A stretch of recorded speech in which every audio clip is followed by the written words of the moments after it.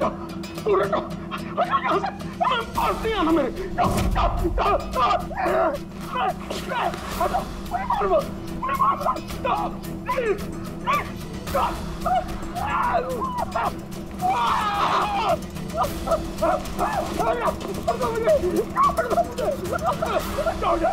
मेरे पास बहुत आता, मुझे मत मारो, छोड़ दो प्लीज, मुझे मत छोड़ दो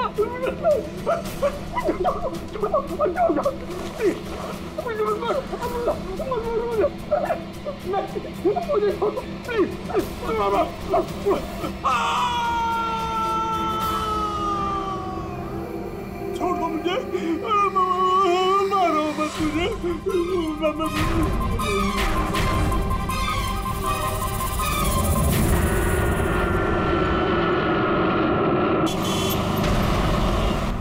थोड़ा जल्दी चलाओ।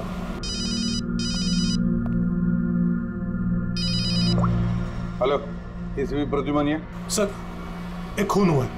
खून हुआ? कौन बोल रहा है? शहर के मशहूर बिजनेसमैन जयंतीलाल जी का खून। जयंतीलाल जी का खून हुआ है? कौन बोल रहा है ये? देखिए सर, मैं कौन बोल रहा हूँ ये इम्पोर्टेंट नहीं है। इम्पोर्टेंट ये है कि सेठ जी का खून हुआ है और उनके घर वाले उनकी बॉडी को अंतिम संस्कार के लिए लेकर जा रहे हैं। देखिए सर, अगर बॉडी जल गई तो खूनी कभी नहीं पकड़ा जाएगा। आप देरी मत कीजिए प्लीज, जल्द से जल्द जाकर बॉडी जलाने से रोकिए। हेलो, आप कहां से बोल रहे हैं? कौन है आप? Hello, damn it.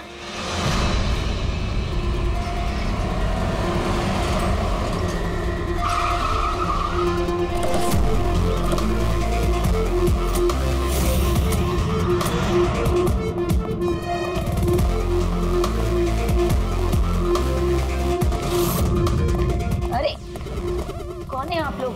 ऐसे कैसे घर में अंदर आ रहे हैं? हम लोग सीआईडी से हैं। घर के सारे लोग कहाँ हैं? सर वो लोग तो साहब की बॉडी लेकर शमशान घाट गए हैं। शमशान घाट गए?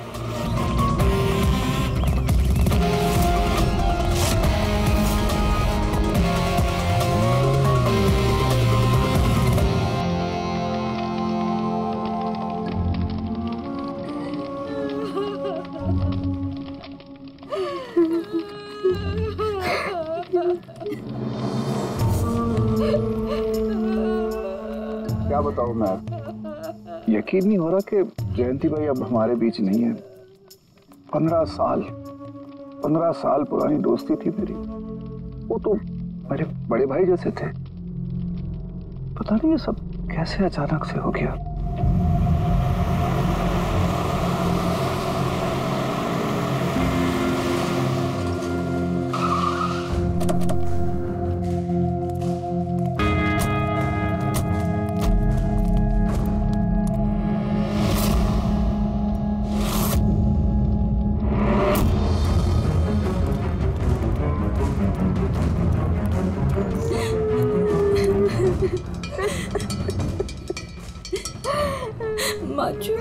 Excuse me.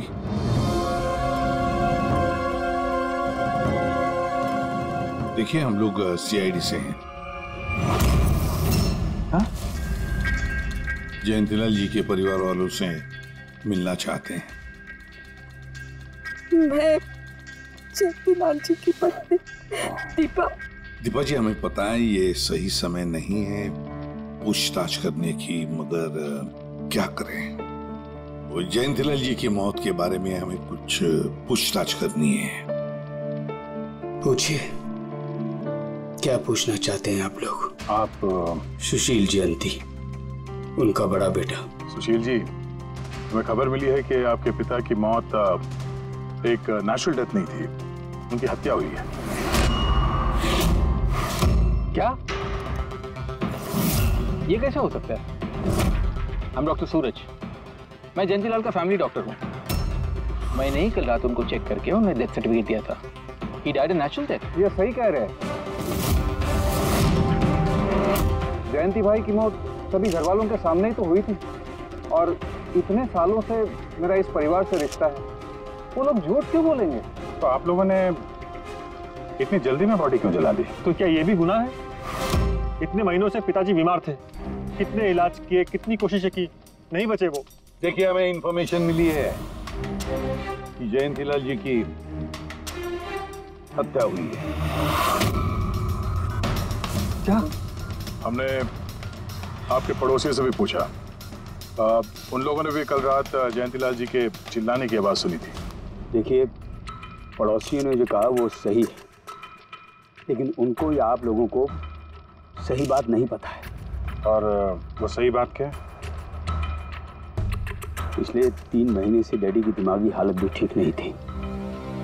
वो ना सिर्फ लोगों को और बातों को भूलने लगे थे, बल्कि उनको हेल्यूसिनेशन यानी भ्रम हो गया था। गलत सही, सच झूठ का फर्क उनको समझ में नहीं आ रहा था। दौरे पड़ने लगे थे उनको लगने लगा था जैसे उनको कोई मारने वाला है। कल रात भी उनको ऐसा ही दौरा पड़ा था।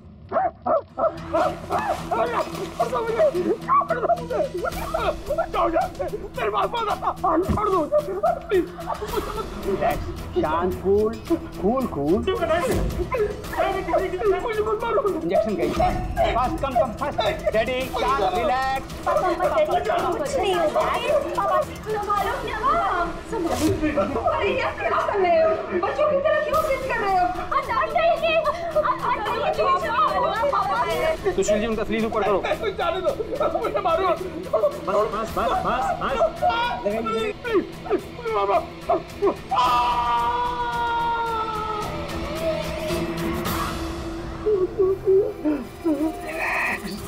और इस बार अटैक इतना बड़ा था कि मुझे उन्हें बेहोशी का इंजेक्शन देना पड़ा और 2 घंटे बाद उनकी मौत हो गई। मैं आपको सारी डिटेल्स दे सकता हूँ, उनकी मेडिकल रिपोर्ट्स, मेडिकल हिस्ट्री, दवाइयाँ, सब कुछ दे सकता हूँ मैं आपको। हो गई तसल्ली आपको? अब हम अपना काम कर लें। इतनी जल्दी भी क्या है हेमंत? जरा सच तो सामने आ जाए।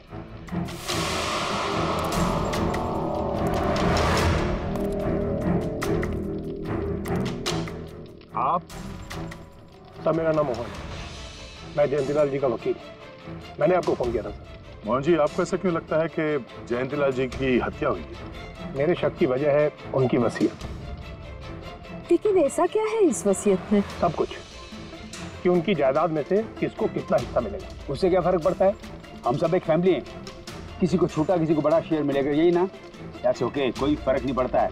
अगर जयंतीलाल जी की मौत नेचुरल ना होकर मर्डर साबित हुई तो आप में से किसी को भी उनकी जायदाद का कोई हिस्सा नहीं मिलेगा। Nothing at all. ऐसे कैसे हो सकता है? मुझे बराबर याद है कि 1 साल पहले उन्होंने मेरी सलाह लेकर ही ये वसीयत बनाई थी और उसमें तो ऐसा कुछ भी नहीं लिखा था। दीपा जी, 3 महीना पहले उन्होंने नई वसीयत बनवाई थी। ये क्या बोल रहे हैं आप? ये कैसे हो सकता है? ये सब कुछ बकवास है। अरे पिताजी आपको कब मिले? आप तो 3 महीने से हमारे घर पे आए नहीं और पिताजी भी 3 महीने से घर के बाहर निकले ही नहीं। तो फिर? हेमंत, वो खुद मेरे ऑफिस में आए थे 3 महीना पहले।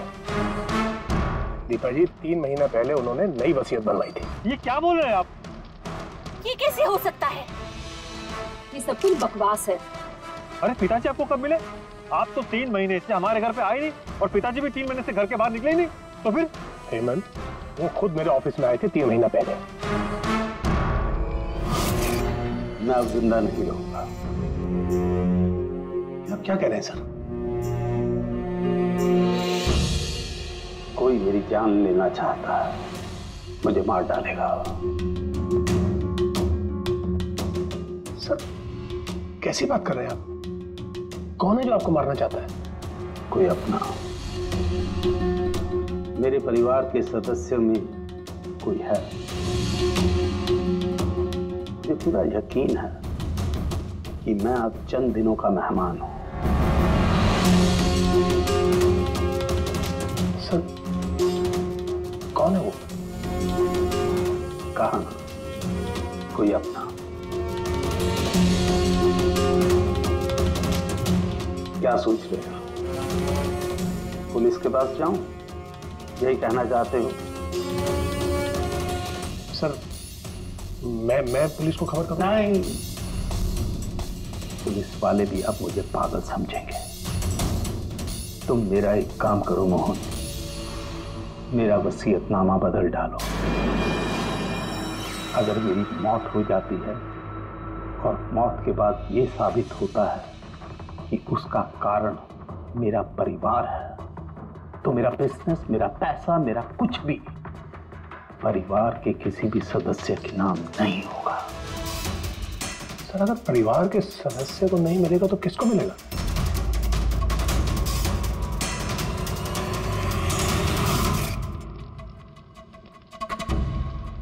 हमें नहीं तो किसे मोहन? जायदाद किसको मिलेगी? और सीआईडी को।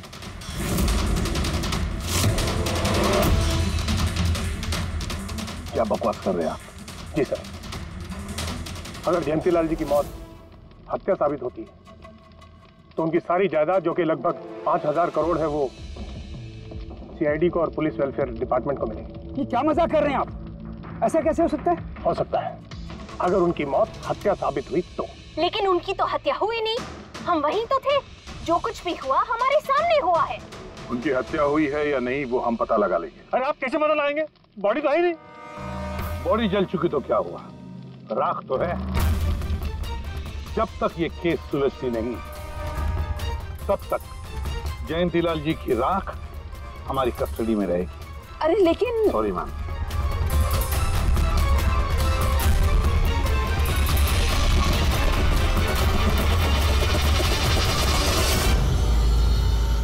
मोहन जी। सर जरा बताइए, क्या जयंतीलाल जी ने खुद आपसे कहा था कि उनके परिवार वालों में से कोई है जो उनकी जान लेना चाहता? जी सर। क्यों? सर वजह तो पता नहीं, लेकिन उनको लगता था कि उनके घर वाले पैसों के लिए उनकी जान लेना चाहते हैं सर। बेटों से वो खुश भी नहीं थे। वो चाहते थे कि हेमंत और सुशील उनके साथ बिजनेस में हाथ बटाएं, उनके साथ बिजनेस करें, लेकिन ऐसा हुआ नहीं सर। ऐसा क्या हुआ?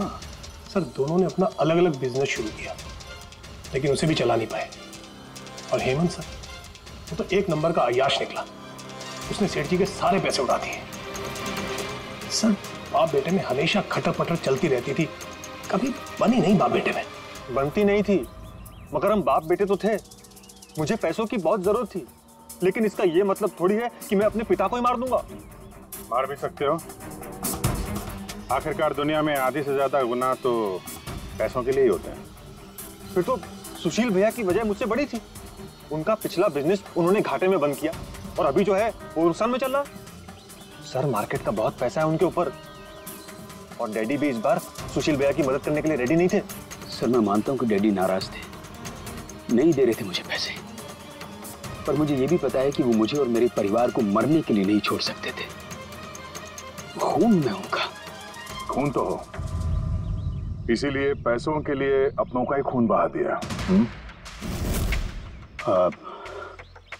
सर एक आइडिया है।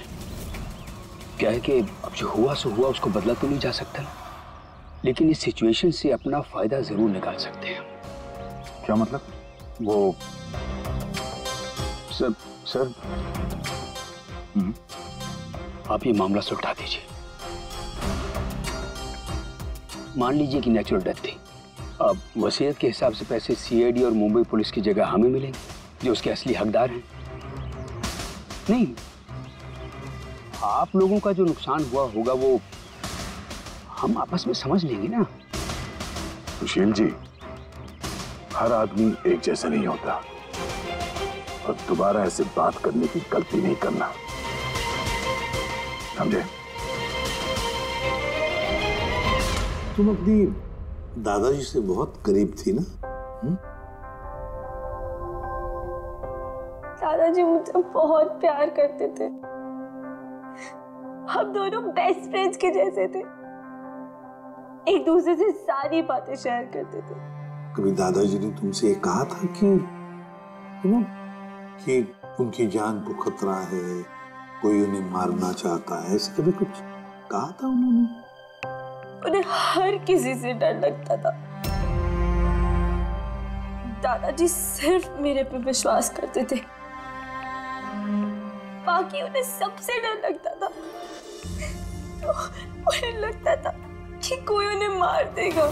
चलो दादू, अब हम खाना खाएंगे। क्या ये? चलो चलो चलो चलो दादू। मुझे वो सब लोग इसमें जहर मिला के मुझे मारना चाहते हैं। कौन मारना चाहता है दादू आपको? वो सब लोग मिले हुए हैं, सब मेरे खिलाफ साजिश कर रहे हैं। तुम मत खा, अरे फेंक देते, वरना तुम भी मर जाएगी। दादू आप मेरा विश्वास करो, ये खाना मैंने अपने हाथों से बनाया, इसमें कुछ नहीं है, इसमें जहर भी नहीं, कुछ नहीं है दादू, आप मेरा विश्वास करो। देखो देखो देखो, मेरे हाथों में खा रही हो ना। देखो देखो, मुझे कुछ हुआ, मैंने अपने हाथों से बनाया। चलो दादू, चलो चलो चलो, खाओ खाओ खाओ खाओ। गुड दादू, गुड दादू। चलो एक और बाइट, जल्दी से जल्दी से जल्दी से जल्दी से एक और बाइट खाएंगे। अच्छा है ना दादू?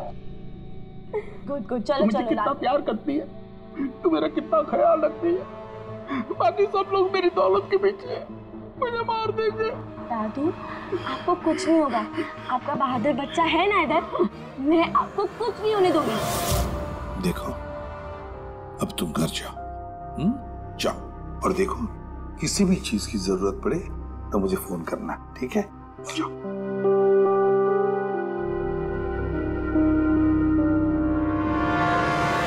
हाँ सारुके, बता क्या निकला राख में से? बॉस, राख में से बड़ी जबरदस्त बात निकली है। हालांकि इस राख ने मुझे कम परेशान नहीं किया, लेकिन मैंने भी इसका मुंह खुलवा ही लिया, है ना? तो फिर बता दे यार। बताता हूं।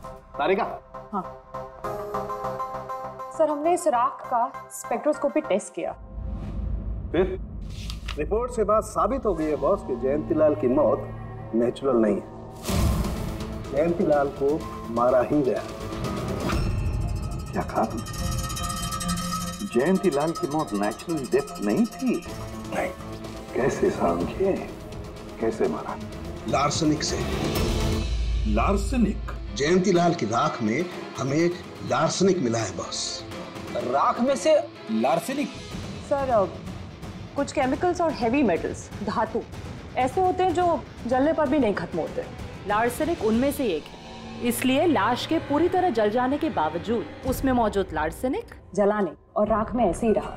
लेकिन एक बात समझ में नहीं आ रही है कि अगर जयंतीलाल की मौत लार्सेनिक की वजह से हुई है तो फिर उसके फैमिली डॉक्टर सूरज को ये पता कैसे नहीं चला? पता कैसे नहीं चला? उसने नेचुरल डेथ का सर्टिफिकेट इश्यू किया ही कैसे और क्यों? बॉस, अगर लार्सनिक जैसा जहरीला केमिकल इंसान के शरीर में एक साथ बहुत ज्यादा मात्रा में पहुंचा दिया जाए तो इंसान की तुरंत मौत हो जाती है। लेकिन अगर यही जहर धीरे धीरे थोड़ी थोड़ी मात्रा में उसके शरीर में पहुंचाया जाए तो उसकी मौत एक साथ एकदम नहीं होती है। पहले उसकी याददाश्त जाती है, फिर उसे अजीब अजीब से सपने आने लगते हैं, उसे हेलुसिनेशन होने लगता है, भ्रम होने लगता है, फिर पागलपन के दौरे पड़ते हैं। और जयंतीलाल के साथ ये सब कुछ हो रहा था। लार्सनिक? जी हाँ, लार्सनिक।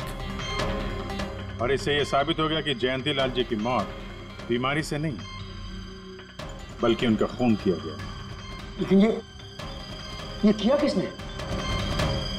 वही पता करने हम लोग यहाँ हैं। अभिजीत, जयंतीलाल जी का कमरा चेक करना पड़ेगा। Okay sir.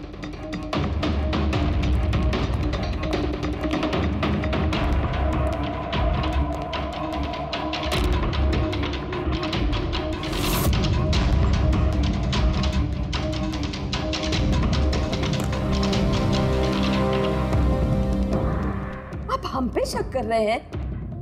आपने ऐसे सोच भी कैसे लिया कि हम लोगों में से कोई ऐसी घिनौनी हरकत कर सकता है?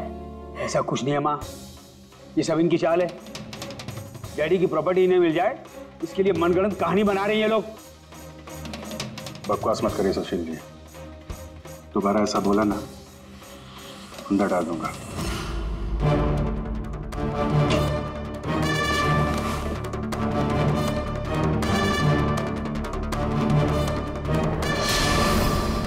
आप धमकाकर हमें चुप करा सकते हैं लेकिन कुछ साबित नहीं कर सकते। एग्जैक्टली। आप लोग ये सब कुछ उन 5000 करोड़ के लालच में कर रहे हैं ना? बोल चुके आप लोग, अब बस सीआईडी को अपना काम करने दीजिए। क्या मजाक नहीं चल रहा है? एक आदमी का खून हुआ है, खून। तो आप सबकी भलाई इसी में है कि हमारे साथ कोऑपरेट करें। अच्छा, अब सीआईडी धमकाने भी लगी है। ये धमकी नहीं है, ये आशी, आशीष, आशी बेटा, आशी क्या हो गया? आशी बेटा, आशी बेटा उठो। आशी आंखें खोलो, क्या हो गया तुम्हें? आशी, आशी बेटा क्या हो गया? अरे जरा देखो इसे भी, क्या हो गया मेरी बच्ची को? आशी क्या हुआ? आंखें खोलो, हो गया। आशी बेटा, आशी आशी बेटा, आशी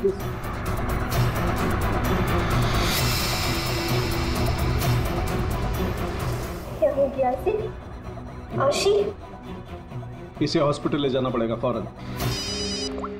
हाँ पंकज। क्या?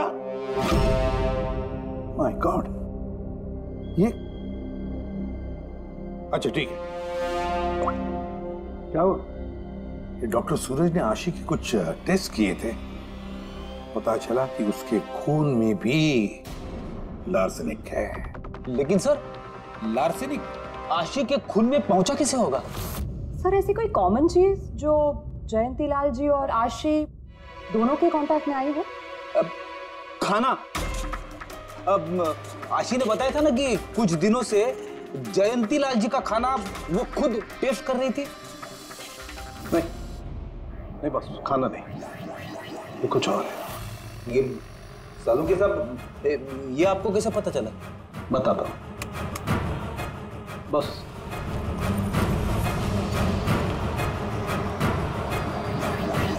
ये है वो बाल जो हमें जयंतीलाल के हेयर ब्रश में से मिला है। अब लार्सेनिक तो अधिकतर नाखूनों में और बालों में ही जमा होता है। तो जब हमने इस बाल के छोटे छोटे टुकड़े करके एनालिसिस किया तो रिजल्ट आया ये। और सर हमने इन टुकड़ों का एटॉमिक अब्जॉर्प्शन टेस्ट किया तो पता चला कि दूसरे केमिकल्स के साथ साथ इसमें लार्सेनिक भी है। अब क्योंकि बाल धीरे धीरे बढ़ते हैं इसलिए हमने इस रिजल्ट को कैलेंडर के साथ टैली किया। बॉस, तब हमें पता चला कि जयंतीलाल को ये लार्सेनिक 8 से 10 दिन के गैप में दिया जा रहा। और 8-10 दिन के गैप में? इसका मतलब जो भी है, जयंतीलाल को हर 8-10 दिन के इंटरवल पर लार्सेनिक दे रहा था, धीरे धीरे मार रहा था। और इसकी शुरुआत हुई बॉस 3 महीने पहले। 3 महीने पहले? सर हाँ, फिर तो खूनी जयंतीलाल जी के घर वालों में से कोई नहीं होगा। परिवार वाले 8-10 दिन तक इंतजार क्यों करेंगे? एक ही बार में मार देंगे। फ्रेडी, परिवार वाला भी तो जयंतीलाल को धीरे धीरे मार सकता है ताकि किसी को उस पर शक ना हो। सर पिछले 3 महीने से कुछ मसाज करने वाले आ रहे थे, मैंने बताया था आपको। हाँ, चेक कर चुके हैं हम उनको। उनके अलावा और कोई आता था क्या? कोई एक हो तो बताओ। उनके दोस्त, पुराने बिजनेस पार्टनर और ऑफिस के स्टाफ वगैरह बहुत सारे लोग आते रहते थे घर पे। जी, डैडी बहुत सोशल थे। लोगों से मिलना जुलना, पार्टीज में जाना उनको बहुत अच्छा लगता था। इसीलिए जब उन्होंने बाहर जाना बंद कर दिया तो लोग उनसे मिलने घर पर आने लगे। लेकिन इन लोगों को हम अच्छी तरह से जानते हैं सर, इनमें से कोई ऐसा नहीं कर सकता है। भाभी देखिए ना, ये कैसा निशान लगा है। 4 बार धोया, 4 बार छुटाया, फिर भी नहीं हट रहा। अरे ठीक से धो ले, साफ हो जाएगा। अरे भाभी कितनी बार रगड़ा, नहीं जा रहा। और जाएगा भी नहीं, क्योंकि ये दाग खून का है। खून? जी हाँ। सुनिए, आपके कुर्ते पे ये खून का दाग कहाँ से आया? आपको कहीं चोट लगी है क्या? क्या हुआ आपको? मुझे नहीं पता। अरे मुझे मेरे कुर्ते पर कहाँ से आया? मैं खुद हैरान हुआ था कल जब मैंने इसे देखा। तो कल लगी आपको ये चोट? नहीं, मुझे कोई चोट नहीं लगी। हाँ, जब मैं कल लोगों से मिल रहा था तब ये खून का दाग लगा मुझे।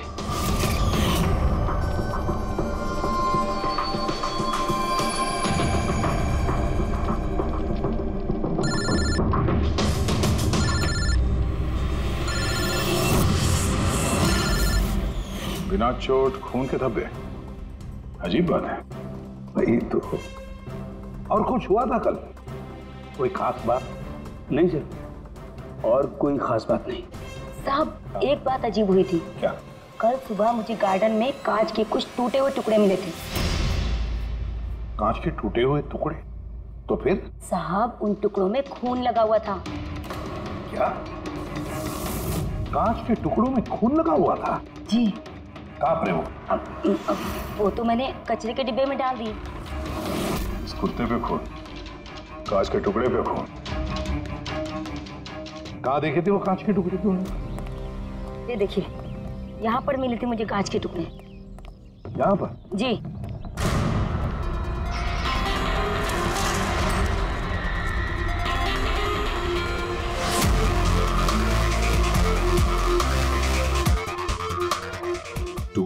बल्ब है सर, बल्ब का टुकड़ा मिला क्या उसको? काम करो अभिजीत, इस घर में जितनी भी लाइटें हैं, लैंप्स हैं, सब चेक करो, देखो कोई बल्ब गायब है क्या।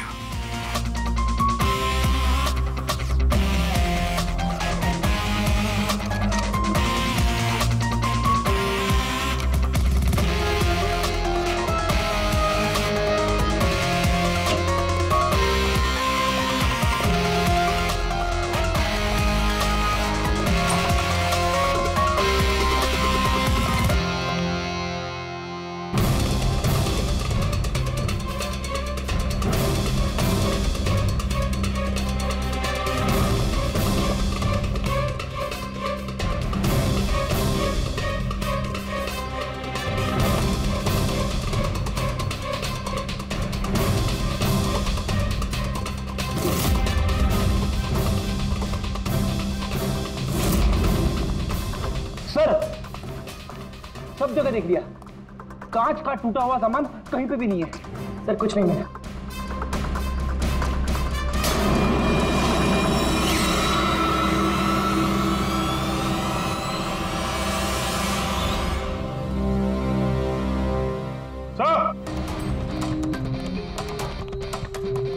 अभिजीत ये सही, ये देखिए, यहाँ का बल्ब गायब है।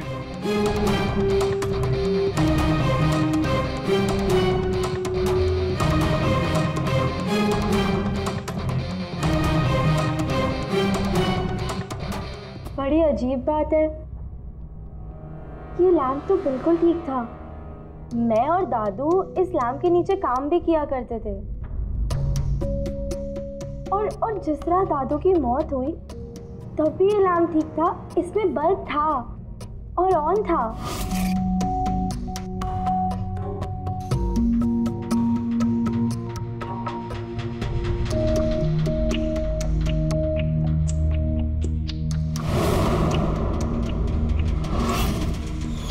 तो फिर इस लैम्प से बल्ब अचानक गायब कैसे हो गया? क्या कविता? नहीं साहब, मुझे कुछ नहीं मालूम कि बल्ब कैसे गायब हुआ, किसने निकाला, मैं कुछ नहीं जानती। लेकिन सर ये बल्ब कोई गायब करेगा क्यों? सर इस बल्ब का और इस लैम्प का कुछ ना कुछ तो लेना देना है इस केस में।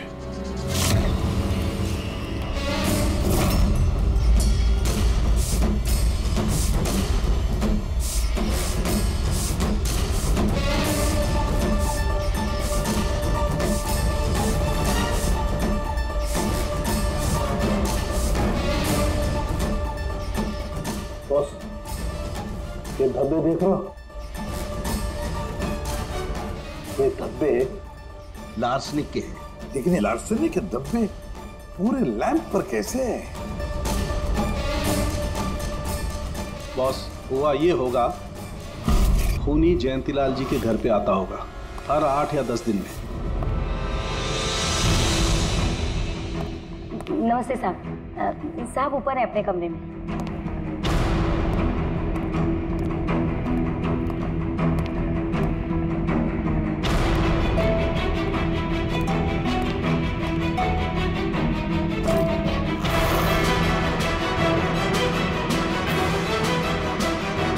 और चुपके से जयंतीलाल के टेबल लैंप पे लार्सनिक छिड़कता होगा।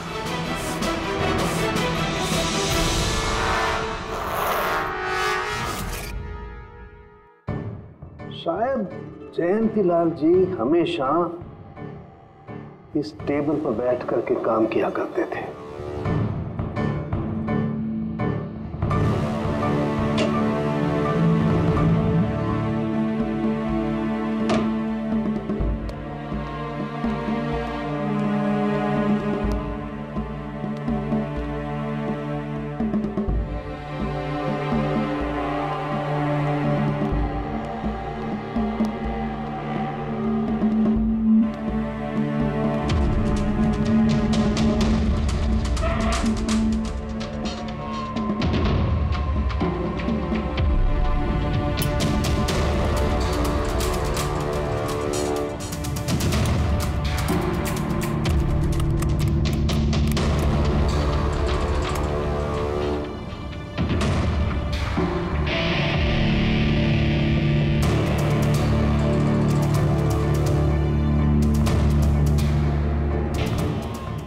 जैसे ही ये बल्ब गर्म होता था, लार्सनिक धीरे धीरे फैलकर जयंतीलाल जी की सांसों में घुल जाता था।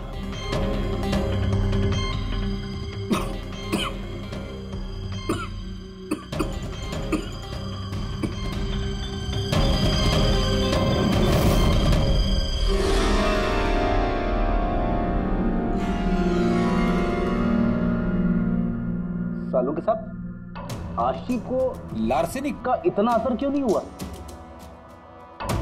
उसे लार्सनिक का इतना असर इसलिए नहीं हुआ फ्रेडी, क्योंकि वो यहां हमेशा नहीं रहती थी। कभी कभी आती थी अपने दादाजी के पास। यार जो भी कोई है, इस जयंतीलाल के और घर वालों के करीब का ही कोई है, इसलिए वो जयंतीलाल की मौत के वक्त यहां मौजूद था, और मौत होने के बाद सबूत मिटाने के लिए उसने उस लैंप में से वो बल्ब निकालकर अपने जेब में रख दिया होगा, और फिर सभी घर वालों से मिलते वक्त सुशील जी को भी अपने गले लगा लिया। जैसे सुशील को उसने गले लगा लिया, उसके जेब में जो उसने बल्ब छुपा के रखा होगा वो फूट गया, जिसकी वजह से उसके कमर में जख्म भी हुई, और उस जख्म से जो लहू निकला, जो खून निकला, वो सुशील के कपड़ों पर आया। मतलब सर, खूनी घर वालों में से कोई होगा? नहीं फ्रेडी, घर वाला तो नहीं लगता, और घर वाला होता तो बस जेब में रख के थोड़ी ना घूमता। ये तो कोई ऐसा आदमी है जिसके पास वही एक मौका था सबूत मिटाने का, वो चंद मिनट। घर वाला तो कभी भी निकाल लेता। सर उस दिन तो कितने लोग आए थे यहाँ, खूनी का पता कैसे चलेगा? सर उस दिन मीडिया के लोग भी आए थे, कौन आया कौन गया ये सब रिकॉर्ड तो किया ही होगा उन लोगों ने। तो चलो देख लेते हैं किस किस ने सुशील जी को गले लगाया था।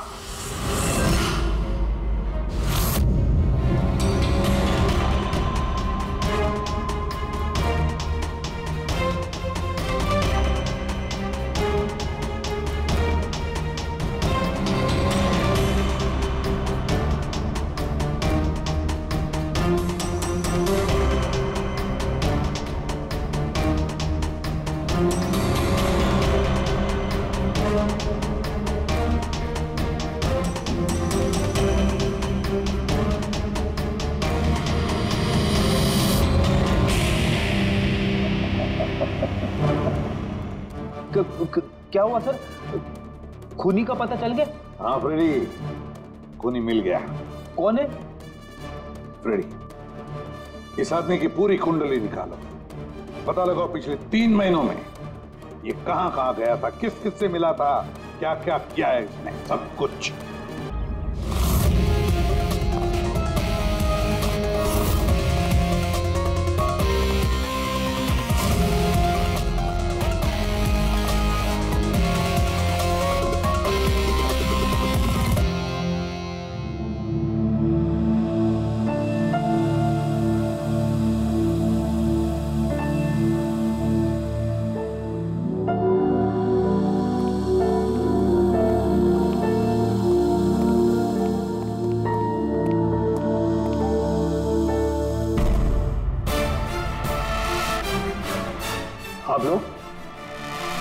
आप लोग फिर यहाँ हैं?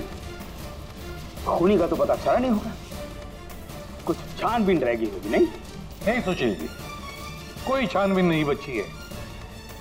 खूनी का पता चल गया, और खूनी अभी इसी वक्त यहां हम सब के बीच मौजूद है। क्या? कौन है वो?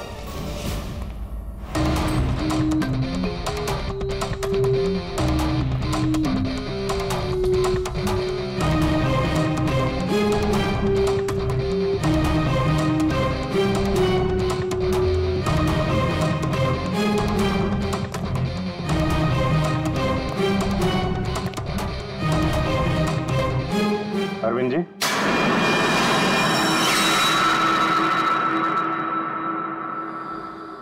जरा उठेंगे आप? मैंने क्या किया? अरविंद जी, आपने क्या किया इसका तो पता हमने लगा ही दिया। बस अब आपके कारनामे हम आप ही के मुंह से सुनना चाहते हैं। क्या बकवास है ये? आप मुझ पर इल्जाम लगा रहे हैं। आपको क्या लगता है कि मैंने जयंती को मारा? अभिजीत, मौका मिला था, मान जाते तो सबके सामने कपड़े नहीं उतरते। तेरा एक कुर्ता उठाना। क्यों? अरे उठाओ सर। क्यों?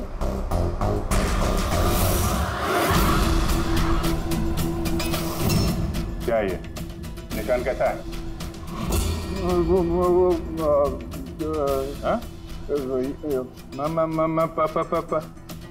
कौन सी भाषा बोल रहे हो तुम? हिंदी में बोलो, हिंदी में, मातृभाषा है हमारी। भूल गए क्या?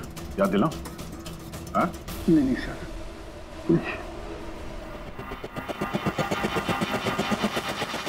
बताता हूँ। नफरत करता था मैं जयंती से। 5 साल पहले हमने एक बिजनेस शुरू किया था। आज ये इतना बड़ा 5000 करोड़ का एम्पायर है ना, वो मेरे मेहनत की कमाई थी।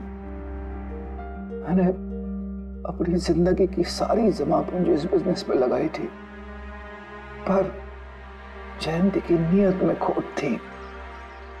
उसने मुझे धोखा दिया, मुझे मेरी कंपनी से निकाल दिया। तब मैंने सोचा कि जब मौका मिलेगा तो मैं इसका हिसाब चुकता करूंगा। और वो मौका तुम्हें मिला 3 महीने पहले एडवोकेट मोहन के ऑफिस में, जहां पर जयंतीलाल जी भी आए थे और तुमने चुपके से उन दोनों की बातें सुन ली थी। अगर मेरी मौत हो जाती है और मौत के बाद ये साबित होता है कि मेरी किसी ने हत्या की है, तो मेरा बिजनेस, मेरा पैसा, कुछ भी मेरे परिवार के किसी भी सदस्य को नहीं मिलेगा। सर, अगर परिवार के सदस्य को नहीं मिलेगा तो किसको मिलेगा? CID को, जो मेरा मर्डर इन्वेस्टिगेट करेगा। मुझे लगा अच्छा मौका है, जयंतीलाल को मारूंगा मैं और शक जाएगा उसके परिवार पर। और इसीलिए तुमने जयंतीलाल की तरफ दोस्ती का हाथ बढ़ाया, एक नया प्रपोजल लेकर। क्यों? मेरे दिमाग में एक आइडिया था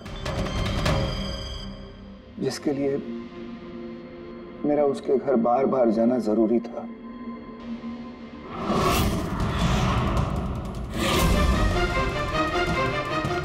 साहब ऊपर है अपने कमरे में।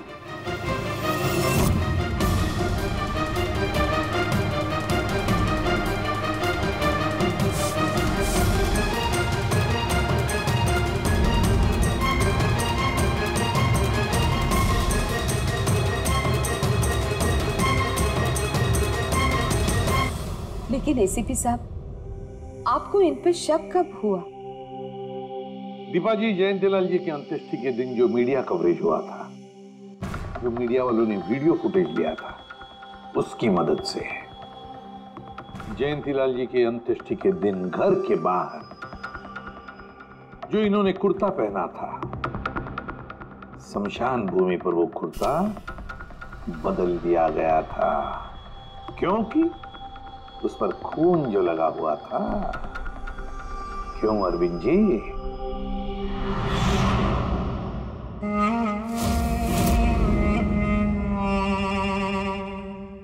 अरविंद जी, बदले की आग में तुमने जयंतीलाल का खून कर दिया।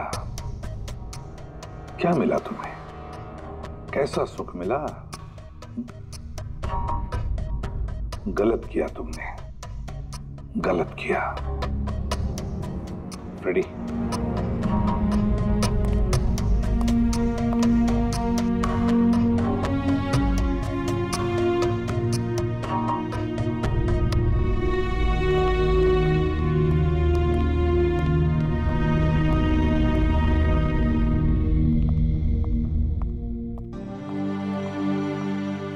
You sir, thank you very much. And we are sorry, हम लोगों ने आपको काफी बुरा भला कहा। दरअसल हमें लगा कि पैसों के चक्कर में आप हम परिवार वालों को इस केस में कल्प्रिट बनाने की कोशिश कर रहे हैं।